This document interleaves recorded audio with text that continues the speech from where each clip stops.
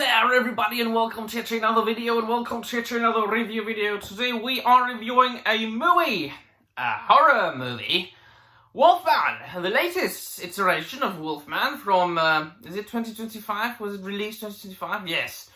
It was released at the beginning of this year, January the 17th, and it was directed by Leigh Whannell? Whannell? I am probably mispronouncing the name, however, it is the guy who directed, he has written multiple films that were directed by his friend James Wan, including Saw, Dead Silence, Insidious, Insidious Chapter 2, Insidious Chapter 3, blah blah blah, Invisible Man.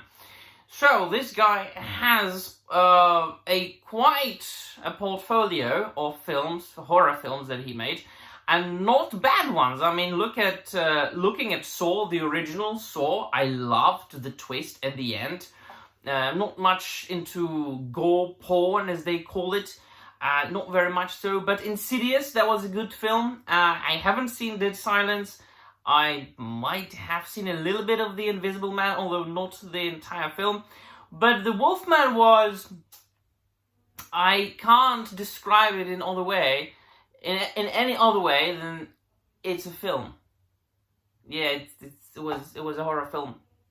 I do appreciate the fact that they tried to do things a little bit differently, setting it in today's world, in the modern world, making it about a family who go to a house in the countryside, close to the woods, or in the woods really, after the father of the main character is declared deceased because he had been missing for some time.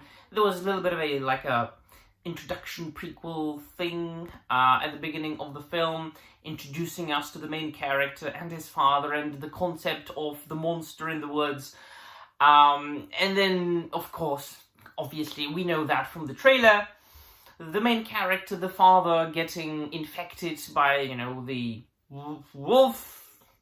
werewolf disease and becoming a wolfman, werewolf. Other than that, as far as the cinematography, as far as the story, as far as the visuals, what the Wolfman looked like, I can't say that it is my absolute favorite iteration of a werewolf story or the Wolfman story. Absolutely not. I can't say any other thing than it was an average modern horror film. You know those, B horror movies that we know from, since they have been making horror films.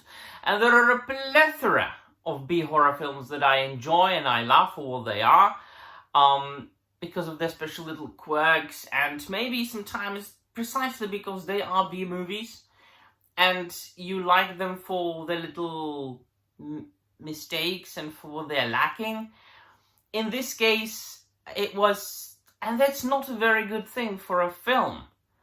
If a movie is good, then it's, obviously that's good. And if a movie is bad, then it's really much better than being average or meh, because you can at least talk about how the film is bad. Well, this film wasn't bad, but it wasn't good. It was meh. It was average. And so it will inevitably fall into the category of the films that I will just forget about.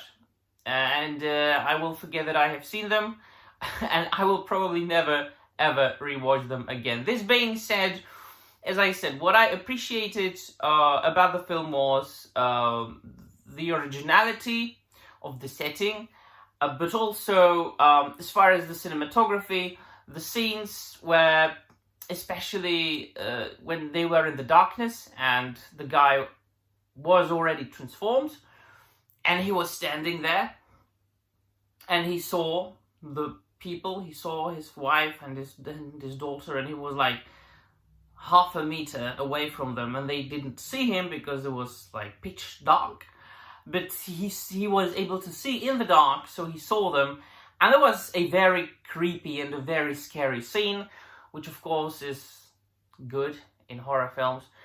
I liked very much indeed when we saw the world from the point of view of the Wolfman and when the point of view switched. And so you saw the world from the point of view of the wife. She sees the world, like quote unquote normally, the way we see it. And then the camera just turned a little bit around and we saw the world from the point of view of the Wolfman, her husband.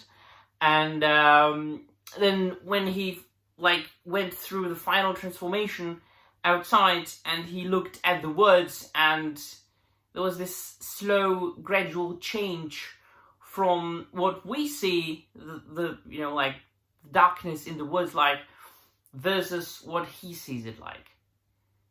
Right? So things suddenly got brighter and the sounds got much louder because, of his hearing. That's what I appreciated. The camera work and the work with the sounds and the way the Wolfman perceives the world. That's what I appreciated very much. It was a good filmmaking. I also appreciated the twist at the end, although it was a little bit predictable. But yeah, I mean, they at least tried to include and implement a little bit of a twist. But other than that, I have to say, it's okay. I mean, it was alright. What I am looking forward to is The Werewolf by Robert Eggers. He's going to set it in the Anglo-Saxon times, Anglo-Saxon period, on the British Isles. That's what I'm looking forward to very much indeed. That's going to be even more original. And because I love Robert Eggers and I have faith in him, I believe it's going to be a very good film. So, the one thing that remains to be said is for you, my dear friends, let me know in the comments down below what you think. Have you seen the Wolfman from 2025? What do you think about it? Do you like it or not? Has it been a good experience for you or not? Or just an average like it was with me? Yeah, so that will be all. Thank you very much for watching. See you next time, and Namaste.